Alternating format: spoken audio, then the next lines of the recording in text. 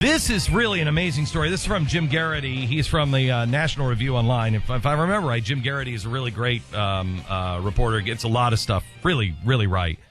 He writes, a strong nominee for the title of America's most arrogant lawmaker. This is an amazing story. Sure, some of the complaints about Common Core can get overwrought, but Common Core advocates have dismissed parents' concerns with stunning contempt and arrogance. Secretary of Education Arne Duncan sneering about white suburban moms was bad enough, but now Dwayne Lester brings our attention to an even more astounding act of lawmaker condescension and disdain. From the Missouri House Appropriations, the Education Committee chairperson, Mike Leara, a Republican from, is it Chillicothe?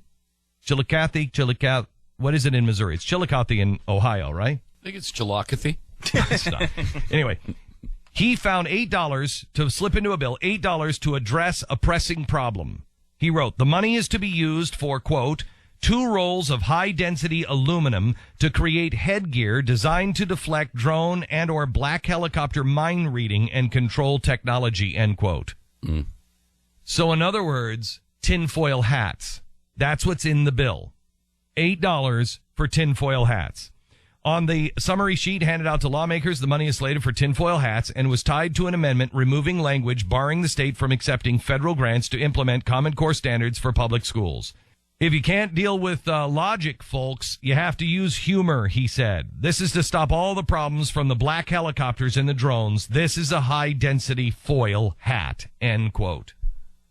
That is your Republican chairperson for education in Missouri. Your Republican calling you a tinfoil hat person if you stand against Common Core. A lot of objections to Common Core coming from a lot of corners and a lot more than conspiracy theorists. This according to Dwayne Lester.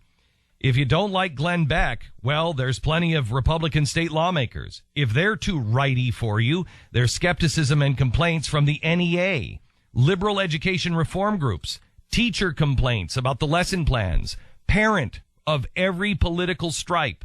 Even if you're a big fan of Common Core, you have to recognize the arrogant dismissal and mockery like Leara's actions do nothing to reassure skeptical parents and teachers. That is really remarkable. Really, truly remarkable, the arrogance on Common Core.